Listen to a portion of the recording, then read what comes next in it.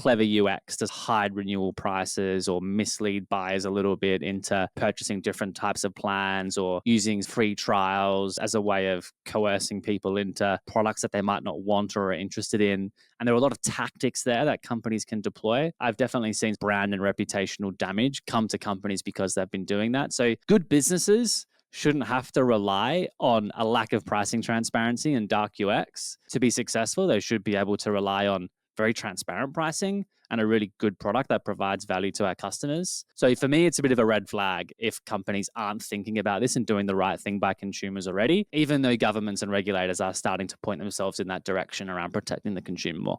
Are you a scaling SaaS founder? Ready to make the leap from leading a team to leading an organization? Join us each week as we refill your think tank with actionable tips and strategies from great business minds you know and those who don't know yet. This is SaaS Fuel with your host, 5-time entrepreneur, SaaS founder, and globetrotting adventurer, Jeff Maines. Welcome back to the SaaS Fuel podcast, where every book genre has something to teach, whether it's leadership wisdom, sci-fi vision of the future, or maybe just a plot twist you never saw coming. Anybody have one of those in their founder journey? I sure have. I'm your host, Jeff Maines. I help B2B SaaS founders like you grow from traction to scale.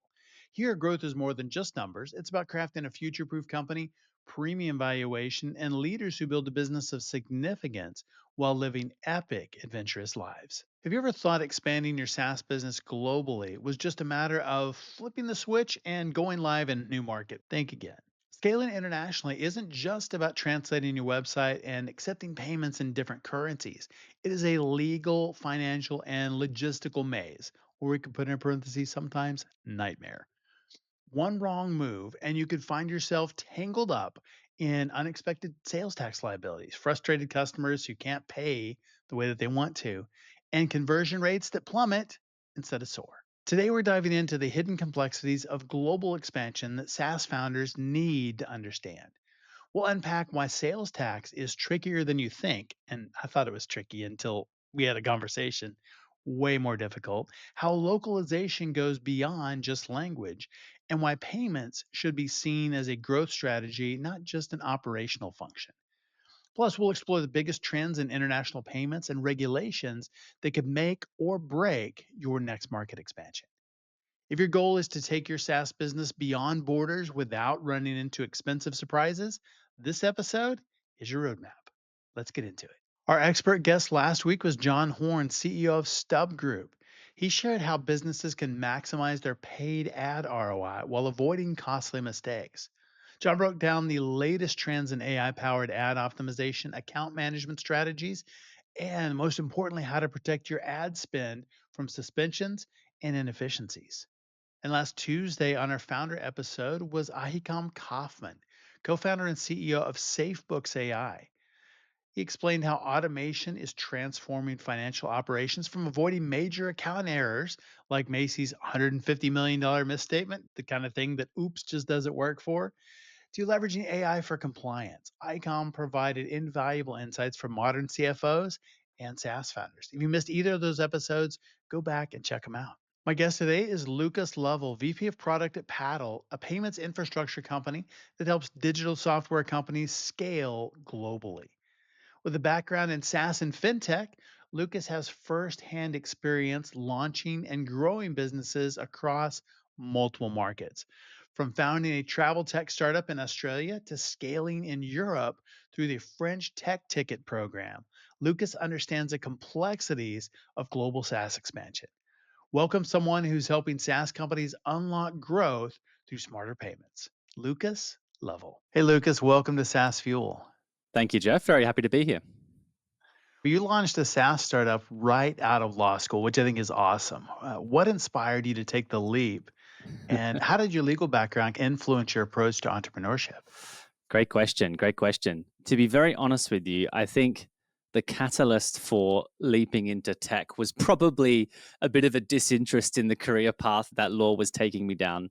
I was someone who finished my schooling and probably did law because I didn't really know what I wanted to do. I don't think I was ever hell-bent on pursuing the law as a career. And I think I realized as I moved through law school that I wanted to be in business and entrepreneurship. I think I was pretty interested in technology. I wanted to pursue that career. And I think in my head, the quickest route to doing that was to build something. And so I joined up with a couple of friends and we went about learning and tinkering with some software. I wasn't the technical guy. I'm not a coder at all, but we built some stuff and ultimately that was a catalyst for where we ultimately landed, building a SaaS platform that we sold to the travel sector. So yeah, it was very much a catalyst, as I said, was probably a bit of a disinterest in the career path that I was on and wanting to change to something a little bit more compelling or closer to my heart. So that was very much it. In terms of what the legal background gave me, I think law is a really fantastic generalist degree. I think it teaches you how to think really critically. I think it does two Hmm. things. I think it teaches you how to think both objectively and subjectively. So if you think about like the law is very much an objective framework, a set of rules or regulations, but how you interpret those things and how you think about those things and approach them is very subjective. And so I think it trains both of those sides of the brain. And I think when you're an entrepreneur and you're dealing with many challenging and complex problems, being able to challenge yourself to think both rationally but also creatively is really powerful. So when I talk about like how did law help me, I think it's that. But in addition to that, it's probably the speaking and writing component. I think Yeah. law is about communication and communication is a big part of business. So I've definitely lent on a lot of the skills that I learned in my law degree in my career. That's really good. What were the challenges in building a startup?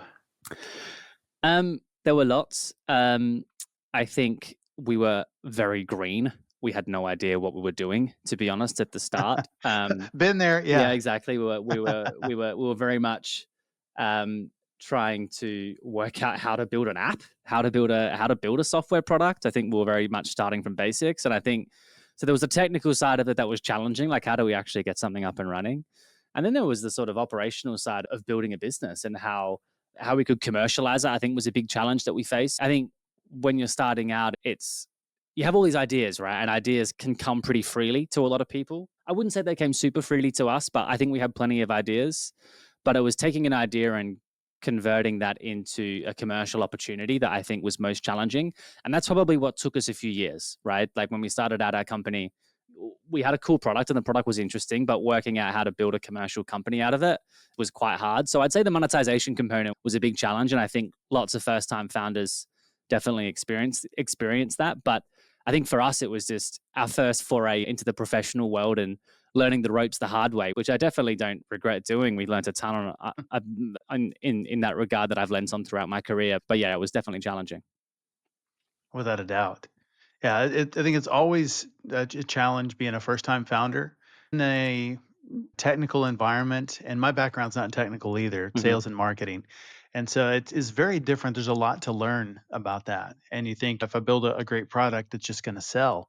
Yep, But that's not really the way that it works. totally. Uh, and so, how was it? What were the challenges for you in not having the technical background, but having the business knowledge? Yeah, I think I was lucky in that I had a co-founder who was technical. He could cover off on a lot of the technical requirements and how to get from A to B in terms of the technical build. I think though, if you're still e- even if you're not technical, even if you're not an engineer, say, or a software developer, I still think you need a certain level of technical knowledge to be able to run a True. software company. And for me, I think there was definitely upskilling that had to be done there. Even if I wasn't writing code, I still needed to be able to understand systems and be able to understand concepts like APIs and webhooks and how customers interact with our product technically. So I think there was a big learning for me there that has continued to happen, to be honest, in my capacity now as a product leader.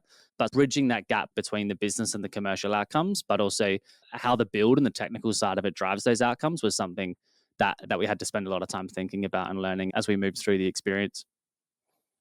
And that just makes for a natural progression. You're founder and then move into the role of VP of product at Paddle, which is a fantastic company. How has the founder mindset shaped that Mm. role as VP of product there? It's a great question. I think a lot of founders who move into operational roles at larger companies through a bunch of different for a bunch of reasons, right? It could be you get acquired. It could be that your startup doesn't work out and you want to go and do something different. So there are many reasons why founders end up in operational roles in bigger companies. And I think founders are often very successful in those sorts of roles. And a lot of founders jump into product. And the reason is Yes. because product is it has quite a large surface area, and it requires you to interface with everyone across the organization, right? You're typically dealing with stakeholders and teammates in a cross-functional capacity across sales, across marketing, across legal, across finance, across lots of different corners of the organization. And the fact that you've been a founder and having run your own company and been exposed to all of those different things helps you in a product leadership role. I think when I'm in a conversation with another function, like in a marketing conversation or in a conversation with our sales leaders or in a conversation with about regulation and legal constraints, I think I lean on my founder background, which exposed me to lots of those different areas of the business in order to make better product decisions. So I think there's a real natural affinity between being a founder of a startup and then working in a product role. And I think for that reason, you do actually find that lots of founders end up in product type roles. And I think when I moved into an operational role outside of running my own company, I thought to myself and asked the question, what's the best use of your skill set? You've been a founder for 5 or 6 years. How can you use all of those skills of starting your own company, which includes building stuff, it includes selling stuff, it includes marketing, it includes positioning and messaging, understanding the regulatory landscape, all that sort of stuff. How can you best use that skill set to make an impact in another organization? And for me, that's what took me into product. And I use my entrepreneurial background a lot in my role as VP of product here. That's good. I think that the entrepreneurial role is just a perfect transition, really solid background for that. Just having to think in just the founder mindset and focusing Yeah, on customers and what do they need and where are we going there's just so much in that. And just the yeah. entrepreneurial spirit You have to a bias. drive product into Yeah, places it's never been. totally. I think founders naturally have a bias to action Yes. that can be very useful inside a larger company. Yeah. Yeah, especially as companies continue to grow and they Yeah, need that bias for action. absolutely. Paddle has a unique model, merchant of record model, and some definitely has some unique advantages over traditional processors. Hmm. Stripe is probably one of the most common. Yeah. What's the maybe a misconception SaaS founders have about that model? Yeah. So Paddle is an end-to-end billing and payments platform. So we help our customers capture revenue all around the world. So we operate under a merchant of record model, as you mentioned, which is a different model to how a payment gateway or a PSP like Stripe operates. And what that Right. means is that we take full liability for the transaction and we are responsible for capturing all of the sales tax and remitting that sales tax to the relevant authority at a transactional level. So, what it actually means to try and bring that to life a little bit more, we are operating as a reseller and that allows us to offer that value prop. So for a company, like for a SaaS company that has global ambition and is scaling very quickly around the world, as you expand into new markets, you face hurdles. You have to create entities, Yes. you have to register for sales tax, you have to make sure that you're calculating sales tax and remitting sales tax to the right authority. And suddenly you get this sort of web of complexity that starts to come into play. And it's not just sales tax, it's other things to do with compliance and all sorts. So I won't get into the detail, but it's broadly Yeah. there are hurdles, right? And these things can start to be a constraint or a headwind on your ability to grow. And so what Paddle does is Paddle basically says, we're going to take all of that off your hands, right? We're going to operate as the merchant of record, and we're gonna power all of your payments for you all around the world, and we're going to handle all of the sales tax and compliance around the transaction globally. So whilst companies will typically look at Stripe or Paddle as an option for powering their payments, those two products have a different set of value props. And for us, it's very much Yes. how can a different set of value props take away some of that burden of compliance and support our customers' growth around the world. Mhm. Oh, so good. And complexity absolutely kills growth. And so keeping things simple is really key if you want to grow. And you said tax compliance is a hurdle. And I look at it a little bit differently. I think tax compliance regulations are a freaking nightmare, Mhm. especially as you expand out globally. Yeah, It's just yeah, a hurdle. No, it's so much bigger than that, especially yeah. if you're growing fast. So how does Paddle help simplify the process? And why do a lot of companies underestimate that complexity? Sure. So if you think about the global tax landscape, you have different sales tax rates based on buyer location. And I think this is something that people get wrong. A lot of people assume that sales tax is something that is based on where you are based. So if you're based in the US, you pay sales tax in the US. And there's a conception that we have to often break, especially with smaller companies who are starting up, that no, actually, you're liable for sales tax based on where the buyer is located. Now, every ambition of a SaaS company is to be global from day one, right? So people don't tend to think of like barriers between markets and geographies around the world.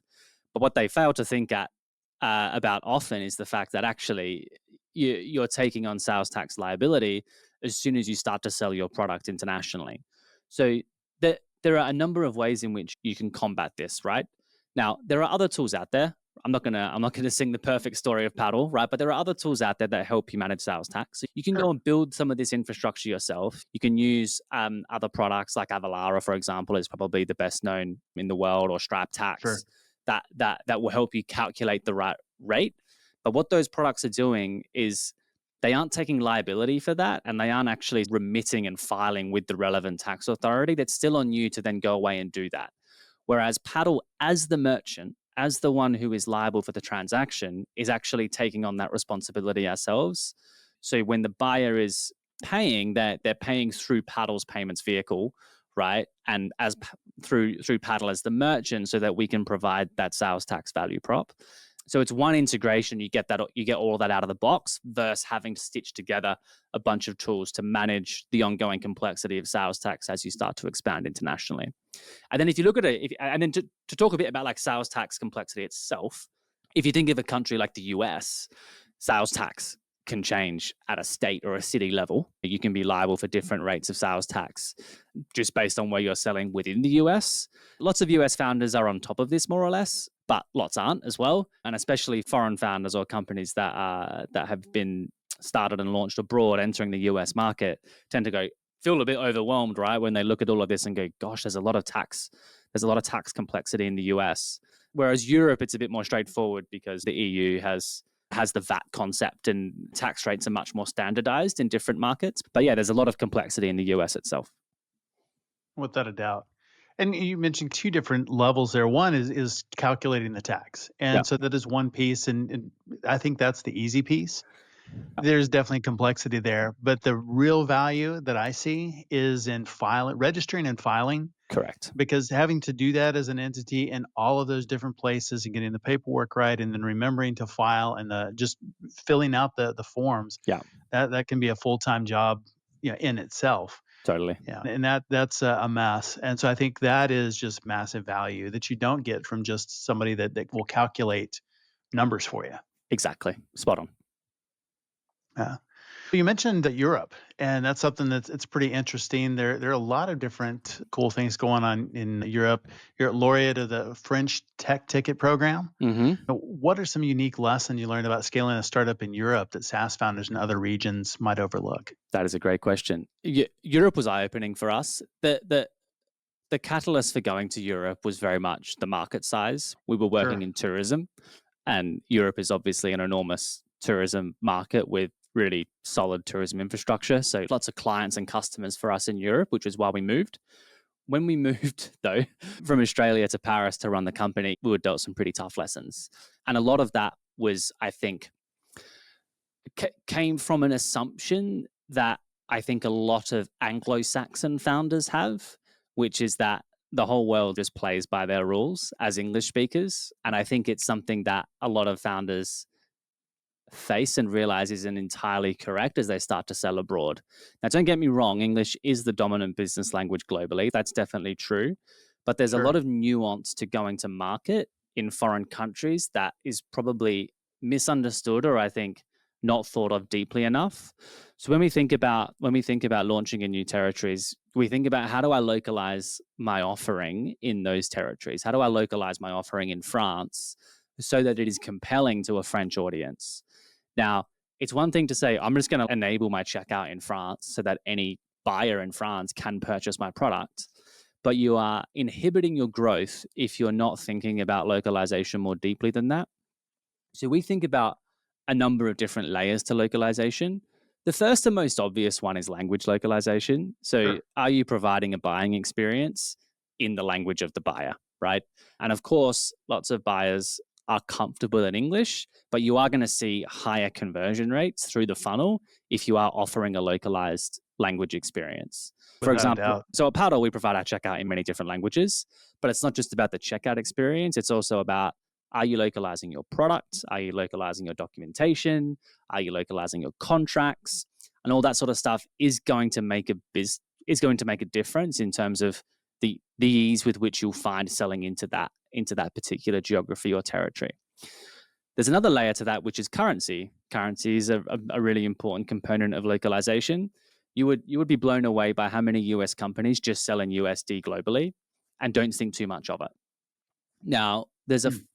the first problem with that is that if you're selling in USD globally, you're sending a message to your buyers outside of the US that you actually don't care that much about them because you haven't bothered to convert Right. or change your pricing into a local currency. So it's not just about saying, oh, hey, here it is in GBP. It's actually about sending a message to your users that you care about them and that you have a local presence and you're deeply connected to that market in which they are.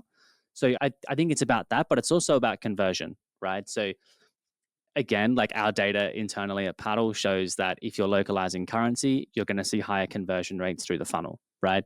If I jump on my phone and go to purchase something online and I'm seeing it all in US dollars, it just doesn't send me the right message. I'm probably going to look for something that's in GBP. So Right. that's another component.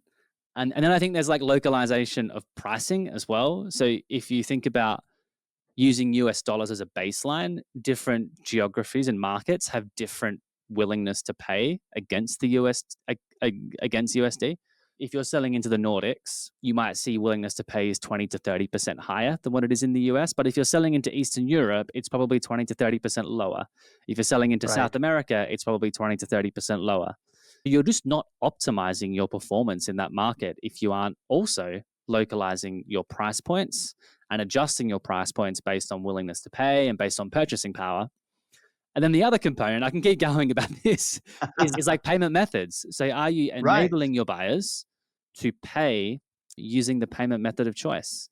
Now, I think one mistake that we made when we went internationally is assuming that every market just wants to pay with a credit card or wants to make a wire transfer straight into a bank account that is in AUD in Australia. I didn't really think too much about how do those buyers want to pay.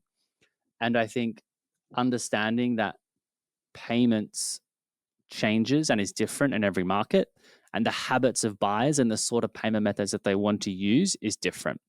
So in countries like the UK or Australia or US, credit cards and debit cards are still the prominent or the primary payment method that people Sure. use. But you look at a country like Brazil, and 60, 70% of Brazilian transactions are processed in a local payment method called Pix. And if you're not offering Right. Pix, it's really hard to be successful in Brazil, depending on your price point, right? I'm talking generally. There's a lot of detail to nut out under the hood.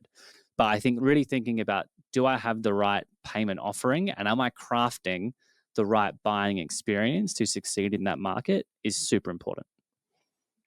It really is, and it just to me it completes the story. Hmm. So you think about all the effort you put into marketing and bringing the product out and selling, hey, this is for you, and our solution is exactly what you need, and then that can fall apart in the buying experience if the payments Yeah, is limited or the language is not right because it takes away from that message because you're building that thing of this is for me, this company is for me, this is a solution that fits exactly what we need. But when you can do that, you can give it to them in their language, you can give it to them in a payment method that they're familiar with, you can make it where it's in their currency. hmm, It just continues to reinforce that narrative that this is for you. We built it for you. And I like absolutely. Pix in Brazil is huge. A lot of people probably have never even heard of that. Yeah, Or you think about China, pay. Alipay, Yeah, WeChat, Union Pay. There's so many things that we don't think about inside our own countries that are just normal other places. totally. And if we presented something then, they're like, I've never heard of that. Yeah. So it's just reinforces that narrative and that buyer experience that this is for me. Ready to future proof your company and scale to new heights? Dive into the ultimate resource designed just for SaaS founders and C suite executives. Champion Leadership Group gives you an unfair advantage in scaling up revenue and outwitting competitors.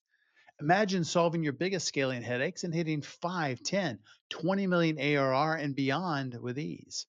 We take away the guesswork and the grunt work and replace it with framework by supporting you with our on demand fractional C suite team, a powerful operating system built into software, and a thriving community of fellow scaling SaaS founders. That's how we make it happen. If you're stuck at your current revenue level, this is your ticket out. Feel like your company is the world's best kept secret? We amplify your success. And hey, if you're already crushing it but too busy to breathe, we got your back. We'll free up 20% of your time in the first month. Now is the time to upgrade from traction to scale. If you're ready to work smarter and not just grind harder, schedule a 10-minute growth brainstorm. Completely free, not a sales call. You can't buy anything on there. And we will pinpoint the number one thing blocking revenue. Visit championleadership.com. That's where leaders evolve and companies transform. Totally. And I think founders typically underestimate how much these things can be a growth lever for their business through a relatively simple implementation. So if we look at like conversion rates can swing by 5 to 10% through the funnel based on these things. Now 5 to 10% isn't a small amount of money, especially if you're a B2C company with processing lots and lots of transactions in a given market. Yeah, If you can do one of these things, which most big payments platforms will provide you with the tooling to do that, if you're deploying those products in the right way, and you can get 5 to 10% on conversion through your funnel, like that's a meaningful difference to your performance in that particular market. It's not 0.1, 0.2, it's 5 to 10%. So I think founders underestimate the scale with which they might be inhibiting or constraining their growth by not using these levers that exist within a payments platform. So a lot of what I talk about with customers is like, how can we help you increase your revenue, right? And I think most people don't see payments in that way. They see it as a bit of a back office requirement. They don't see it as a right. growth lever. So I think I would really encourage founders and operators at SaaS companies, again, depending on your profile, are you B2B, are you B2C, what price point do you sell at is super important. But I would really encourage them to think payments as a growth lever. It should be a strategic partner that we choose to work with for our payments that can really help us be successful around the world and not just a back office requirement. Yeah, it's so much more than a back end tool, but I think that's how it's viewed. Is just that's the thing that we do, and maybe just go with the default because we don't know anything different. But it is. It can be a huge lever for growth, Totally. especially product led. Yeah. You think about customer acquisition cost, and everybody's trying to bring that down. And if you can raise your conversions 5 or 10%, that's huge in bringing that cost down. Definitely. A lot of founders, I think, up until just a couple of years ago, really focused on growth at all cost and push compliance way down on the priority list. Maybe that's changed a little bit, capital efficient growth.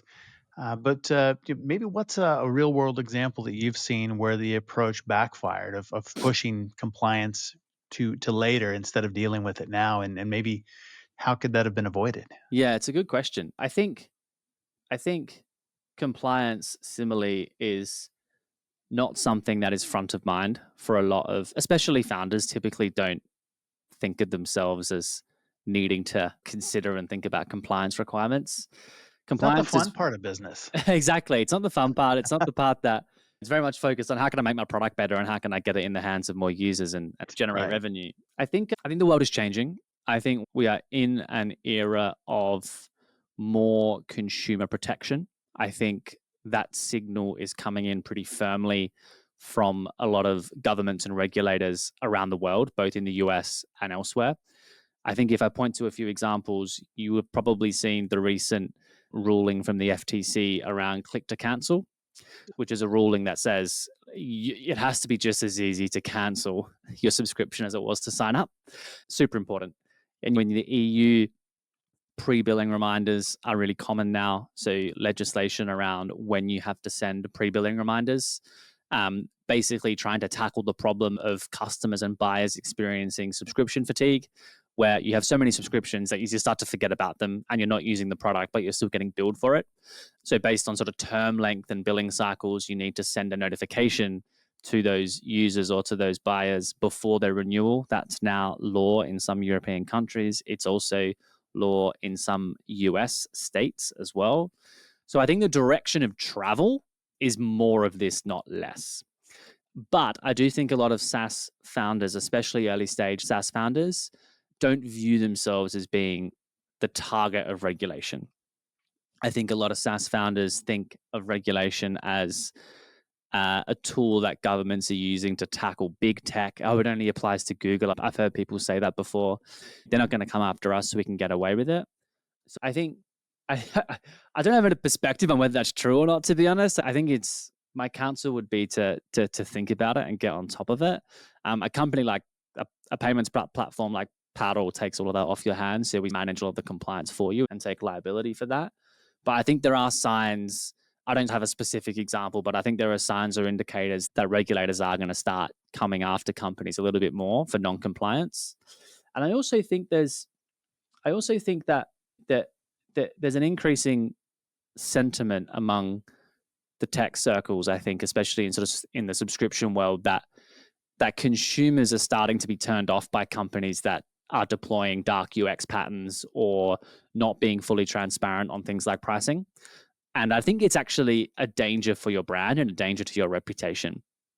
And that is something that I have seen play out before, where software companies think that they can get away with clever UX to hide renewal prices or mislead buyers a little bit into purchasing different types of plans or using free trials as a way of coercing people into products that they might not want or are interested in. And there are a lot of tactics there that companies can deploy.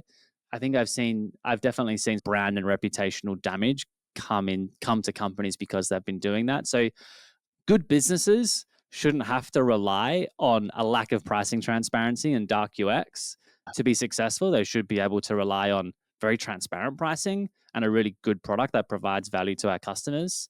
So for me, it's a bit of a red flag if companies aren't thinking about this and doing the right thing by consumers already, even though governments and regulators are starting to point themselves in that direction around protecting the consumer more. Yeah, it makes a lot of sense. I mean, do things right from the beginning and you don't have to worry about it.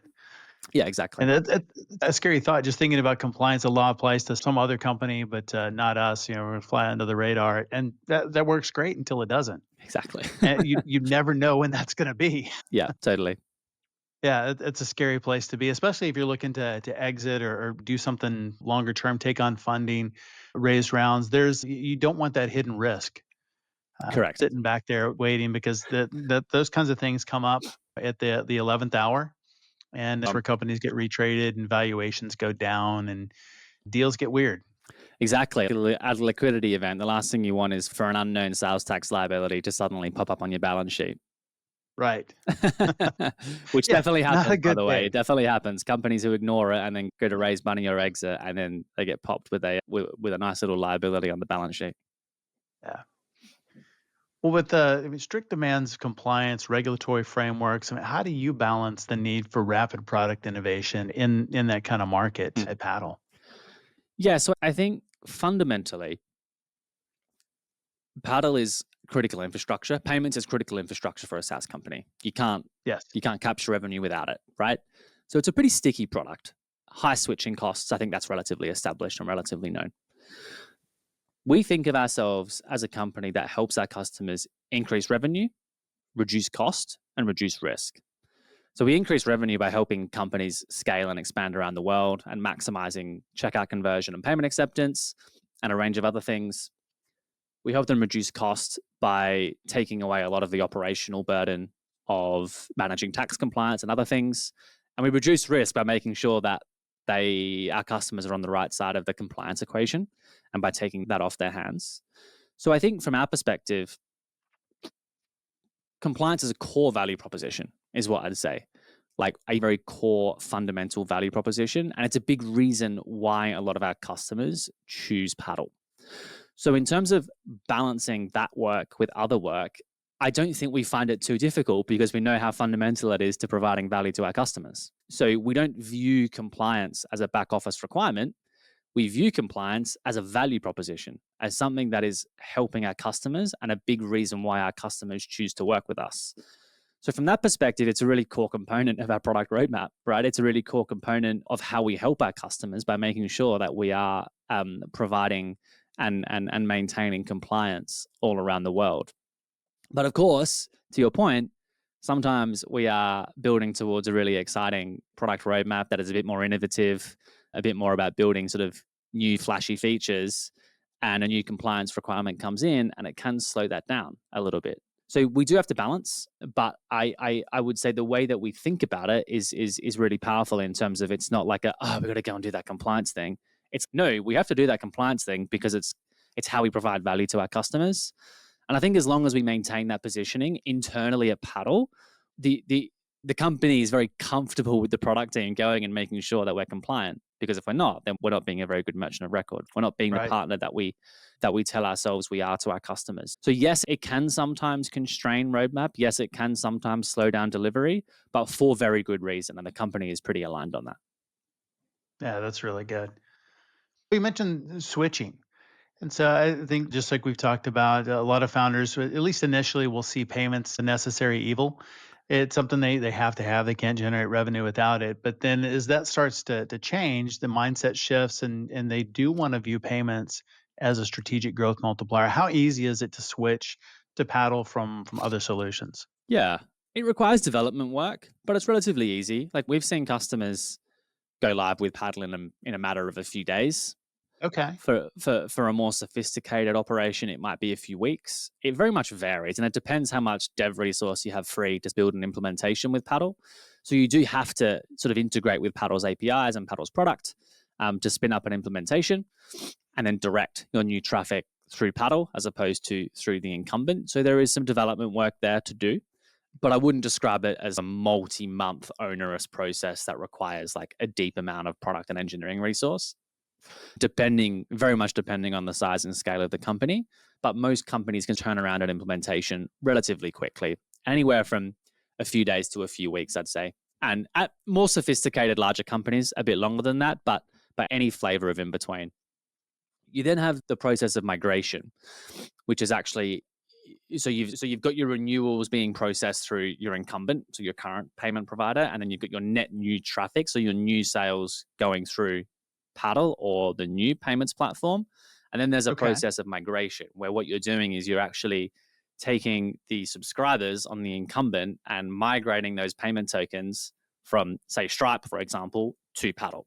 And that is a process that we support with. So that's typically the second phase of a switch of a payments platform. So you have the implementation phase, which is I'm going to build an implementation against the new set of APIs, and I'm going to start powering my net new traffic through Paddle. And then after I'm happy with that and I've got my new traffic successfully going through the new provider, I'm then going to go through a migration process of migrating my existing subscribers from old provider to new provider. And most payments platforms are used to that. You can migrate subscribers and payment tokens from most sort of core payments products.